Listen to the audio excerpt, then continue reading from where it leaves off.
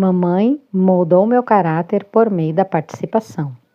Durante minha infância, mamãe tinha o costume de citar este versículo para mim. A mulher sábia edifica sua casa, mas com as próprias mãos a insensata derruba a sua. Provérbios 14:1. Esse provérbio explica a importância da sabedoria para moldar a vida daqueles que moram em nosso lar. Minha mãe é uma mulher sábia de verdade. Ela conta a história do momento em que ouviu aquilo que acreditou ser a voz do Senhor lhe dizendo: se você não estivesse aqui, já teria dado a Dev tudo de que ela precisa para ser uma administradora eficaz do lar? Eu só tinha 12 anos. Mamãe pensou que aquele poderia ser um aviso de que ela não viveria muito tempo. Levando a impressão a sério, começou a solicitar minha participação em todas as tarefas domésticas. Ela não me colocava para realizar tudo sozinha, mas me mostrava como fazer e eu trabalhava do lado dela. Mamãe estava me preparando para o futuro. Quando ela cozinhava, eu a ajudava. Por uma época, ela fazia tortas todos os dias para um restaurante. Ninguém faz tortas como minha mãe, mas depois de aprender com ela, eu fico em segundo, quase empatando. Ela dizia: Dev, para grudar o topo da torta com a parte de baixo, você precisa umedecer a massa. Vem aqui, molhe o dedo e passe nas beiradas. Então eu seguia sua orientação. Em seguida, ela me instruía a ligar o forno a 200 graus por 15 minutos para assar a parte de baixo da crosta e depois diminuir para 180 graus a fim de assar o resto. Mãe sempre me dizia o que fazer e o motivo para fazer daquele jeito. Mostrava-me e depois me deixava fazer sozinha, elogiando a tentativa. Quando chegava a hora de arrumar a mesa, mamãe me orientava a usar os pratos mais bonitos. Eu podia escolher quais queria para a refeição. Isso abriu espaço para minha criatividade e responsabilidade de tomar decisões. Quando a mesa estava posta, eu me sentia muito realizada. Brincávamos e cantávamos enquanto trabalhávamos. Poucas vezes eu era deixada trabalhando sozinha. Minha mãe ajudava minha avó, eu ajudei minha mãe, minha filha me ajudou e as filhas dela a ajudaram. Agora, Sofia, minha bisneta, está ajudando a mãe aos 2 anos de idade. As filhas de nosso filho também ajudam a mãe. As bênçãos de cada geração são passadas adiante. Deus instruiu Moisés a escolher a vida para que pudesse viver, junto com seus descendentes, amando ao Senhor, seu Deus, obedecendo a sua voz e se apegando a Ele. Deuteronômio 30, do 19 ao 20. Em nossa família, essa bênção das gerações começou a ser transmitida enquanto minha mãe fazia biscoitos com vovó bem cedinho a cada manhã. Um lugar para edificar, não para derrubar. Não é só comer à mesa que faz a diferença. O importante é comer à mesa na presença da graça. A graça que enxerga além do leite derramado. O comentário de minha mãe, sempre que deixávamos cair leite, era: não chore pelo leite derramado. E acrescentava: só limpe a bagunça. Mamãe estava ensinando uma lição de vida para nós, no momento em que poderíamos ser repreendidos e envergonhados. Em vez de gritar conosco e ficar impaciente por termos feito uma bagunça, fosse resultado de descuido ou de acidente, ela nos ensinava a tirar o melhor da situação e seguir em frente. Ensinava que não podíamos mudar o que acabara de acontecer, mas era possível fazer uma tentativa de consertar as coisas limpando a sujeira. Essa instrução simples moldou nosso caráter. É muito prejudicial para o coração humano envergonhar uma pessoa. O que você fez? Por que você fez isso? Não acredito que você fez isso. Eu falei para tomar cuidado. Esse tipo de frase faz a pessoa se sentir sem valor. Em vez disso, a Bíblia nos instrui a dizer palavras cheias de graça, que é um favor não merecido. Colossenses 4:6. Devemos demonstrar graça aos outros ao longo de toda a refeição, não só dar graças antes de começar a comer. Quando alguém disser algo inapropriado à mesa, estenda a graça.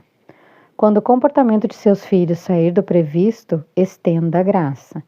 Às vezes, quando estamos com pressa, quando o dia foi desafiador e frenético, quando sentar-se para comer em paz parece impossível, entrar na cozinha e acender uma vela é algo que me ajuda.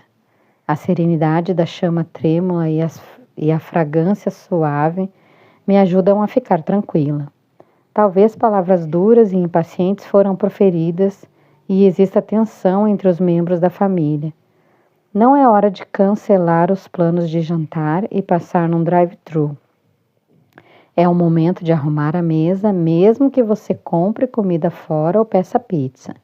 Isso lhe dá tempo para renovar o coração, criar uma atmosfera que restaura as palavras rudes e as substitui por palavras de incentivo.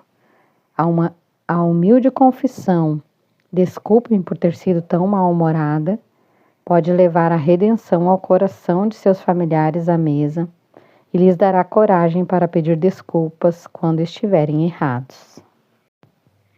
Quando a hora de comer não é divertida. Desobediência à mesa. O que fazer quando os filhos desobedecem à mesa? E aqueles momentos em que eles realmente precisam de correção e disciplina? O tipo de desobediência e inquietação que as crianças provocam à mesa varia dependendo da idade. Preciso dizer que, se você estiver colocando esses novos valores em prática com crianças mais velhas que ainda não aprenderam a se assentar direito à mesa e a interagir com consideração pelos outros, as coisas não irão mudar de uma hora para outra. Os momentos à mesa provavelmente serão menos pacíficos, a princípio, do que depois de um tempo. O segredo é ser consistente e tornar o período à mesa o mais divertido possível. Tente não ser rígida. Não é hora para todos ficarem assentados, imóveis e em silêncio. É o momento para os membros da família falarem e darem a vez ao outro. Caso aconteça alguma desobediência que exija instrução e correção, diga a seu filho que você cuidará do caso assim que o jantar terminar. Não se esqueça da promessa e lide com o problema de comportamento depois de comer. Deixe-o saber que, ao interromperem o tempo da família em volta da mesa, não terão permissão para ser dispensados do jantar. Isso também não impedirá o restante da família de aproveitar o tempo juntos. Não me lembro de ter sido mandada embora da mesa durante o jantar. Larry e eu também não expulsávamos nossos filhos quando eles se comportavam mal. Em vez disso, prometíamos discutir o que havia acontecido depois do jantar. Fosse uma palavra rude de Trina para o irmão ou um chute de Aaron em Trina debaixo da mesa. E nunca nos esquecíamos do que havíamos prometido.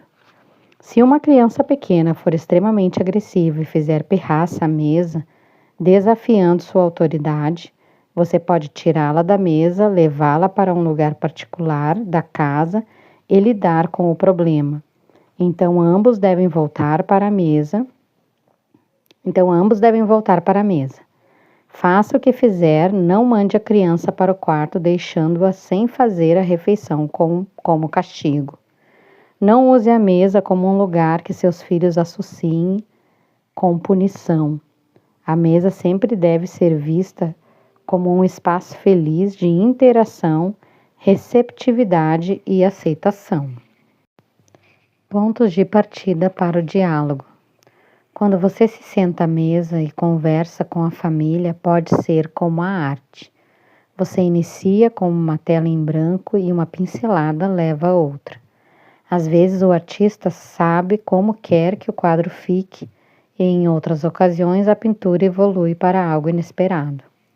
É possível aprender uma boa habilidade de conversar, mas poucos a temos. Sim, algumas pessoas são naturalmente extrovertidas e tagarelas, mas isso não quer dizer que sabem incentivar os outros a conversar com elas. Conversar à mesa pode ser uma ótima maneira de penetrar mais fundo nos pensamentos, nas experiências e nas opiniões de outra pessoa, ou apenas de falar dos acontecimentos do dia. O que não devemos fazer à mesa é legislar e controlar cada minuto da conversa, impedindo a espontaneidade. Em alguns aspectos, é como um exercício de equilíbrio. Assim como o artista pintando a tela, algumas pinceladas são detalhadas e precisas com cor concentradas. Já outras são feitas à mão livre, por acaso, criando nuances de tom pastel. A boa capacidade de comunicação é importante em todos os aspectos de nossas experiências diárias. Há pouco tempo, um casal saiu para jantar com o chefe do marido e a esposa dele. A mulher conhecera casualmente o patrão, mas não a esposa. Ciente de que as duas famílias tinham valores cristãos, logo depois que se sentaram e fizeram o pedido, ela disse: "Conte-me sobre sua história de salvação." Uau! Que ótimo ponto de partida para um diálogo. A conversa revelou o estilo de vida antes do compromisso com Cristo, os acontecimentos que levaram à entrega da vida a Jesus e a gratidão profunda pela caminhada diária ao lado de Jesus e por sua bênção nos negócios.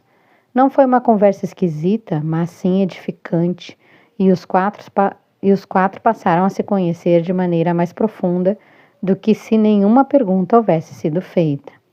Criei uma lista de bons pontos de partida para o diálogo, a fim de levá-la a pensar sobre maneiras criativas e discretas de iniciar conversas que geram reações interessantes à mesa.